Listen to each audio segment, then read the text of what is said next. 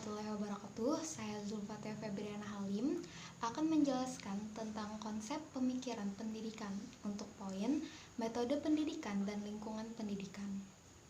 Yang pertama, metode pendidikan. Kebanyakan aktivitas belajar terjadi secara kebetulan dan bahkan kebanyakan aktivitas belajar yang bukan merupakan hasil dari pengajaran yang telah diprogram. Anak-anak yang normal belajar menggunakan bahasa mereka yang pertama secara kebetulan, walaupun akan jauh lebih baik cepat kalau orang tua mereka pun memberi perhatian. Kebanyakan orang yang belajar bahasa kedua dengan baik melakukan itu karena situasi yang kebetulan dan bukan karena mengikuti pengajaran yang berlangsung terus-menerus.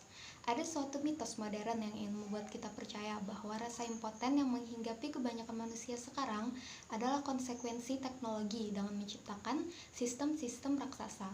Tapi yang menjadikan sistem-sistem raksasa bukanlah teknologi, bukan teknologi yang membuat alat-alat adidaya, bukan teknologi yang membuat saluran-saluran komunikasi jadi searah. Justru sebaliknya, jika dikendalikan sebagaimana mestinya, teknologi dapat memberi tiap orang kemampuan untuk membentuk lingkungan dengan kekuatannya sendiri, untuk memungkinkan komunikasi timbal balik sampai ke tingkat yang sebelumnya tak mungkin tercapai.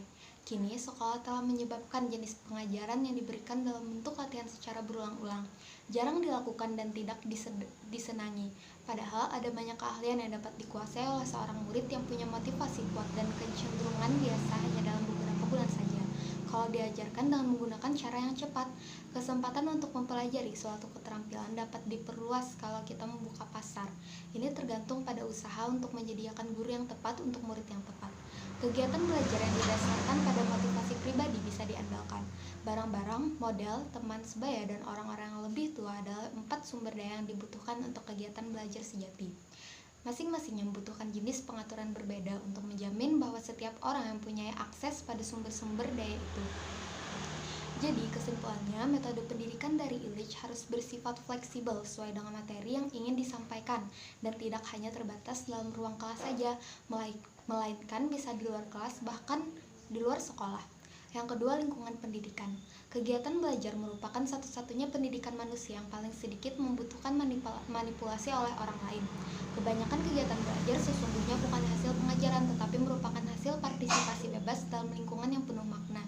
Kebanyakan orang belajar secara paling baik dengan berada dalam lingkungan. Kita semua telah belajar sebagian apa yang kita ketahui justru di luar sekolah. Semua orang belajar bagaimana bisa hidup justru di luar sekolah. Kita belajar berbicara, berpikir, merasa cinta, bermain, menyumbangkan diri, politik, bekerja tanpa campur tangan guru. Bahkan anak-anak siang malam berada di bawah asuhan guru tidak luput dari pola ini. Kualitas lingkungan dari seseorang dengan lingkungan akan menentukan berapa banyak yang dipelajari secara sambil lalu. Dan karena kehidupan yang membahagiakan adalah hidup berhubungan timbal balik yang bermakna dengan sesama dalam lingkungan yang berfakta pula. Sebahagian yang setara tak berarti kesetaraan pendidikan. Kita butuh lingkungan baru di mana tumbuh dewasa bisa tanpa kelas-kelas. Kesimpulannya, lingkungan sekolah bukan satu-satunya lembaga pendidikan yang bisa mendidik anak didik. Keluarga adalah yang utama dan juga masyarakat harus ikut terlibat. Sekian dari saya. Terima kasih. Wassalamualaikum warahmatullahi wabarakatuh.